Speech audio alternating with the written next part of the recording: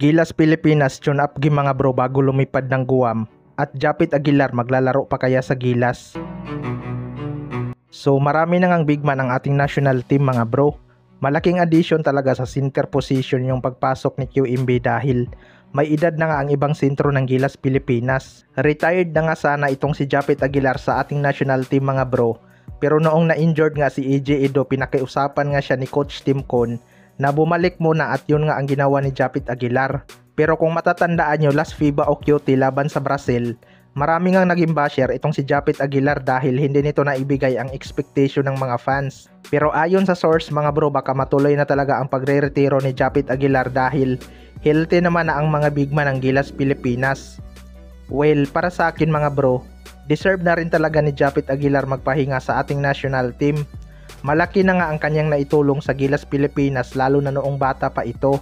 Ngayon kasi nagdi-decline na talaga ang kanyang laro at bumaba na ang kanyang stamina dahil sa kanyang edad. Wala na rin namang dapat pang patunayan si Japit Aguilar dahil alam naman natin kung gaano siya kalakas noon. Sadyang hindi lang talaga maiwasan mga bro na darating talaga ang panahon na hihina na ang kanyang laro. Mukhang hindi na rin siya lalaro ngayong window mga bro upang mabigyan din ng chance ang bagong big man na si QMB. Mas physical kasi to at bata kaya mataas pa ang stamina nito. Sa kabilang banda naman mga bro, Gilas Pilipinas tune up game bago lumipad ng Guam. Ito ngang Gilas Pilipinas ay handa na sa kanilang magiging unang laban sa Guam mga bro. Marami ngang nagsasabi na liyamado ang Gilas Pilipinas sa match up na to, pero bilog nga ang bola. Maglalaro nga sa kanila bilang local ang star player ng SMB na si Jericho Cruz. Marami ngang nagtatanong mga bro kung magkakaroon pa ba ng tune-up game ang Gilas Pilipinas bago lumipad. Well, para sa akin mga bro, wala namang nakaschedule na tune-up game ang Gilas Pilipinas. Isang laro lang naman sila doon sa Guam tapos babalik na naman sila dito sa Pilipinas para sa magiging rematch. Baka limahan na lang sa practice ang kanilang gagawin para maiwasan din ang suntukan at injury. Hindi kasi maiiwasan minsan kahit tune-up game lang ay nagkakainitan pa rin sa laban.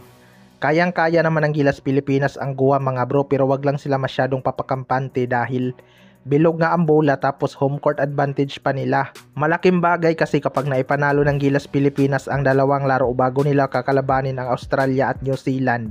Dahil yung dalawa na yun mahihirapan talaga ang ating national team. Pero maglalaro naman na si Kai Sotto next window, malaking impact kasi itong si Kai Sotto. Lalo na sa depensa knowing na isa itong magaling na rin protector ng Gilas. Kaya abangan na lang natin kung hindi ba masyadong mahirapan ang Gilas Pilipinas sa Guam dahil puro nga tambak sa kalaban itong Guam sa kanilang mga previous game.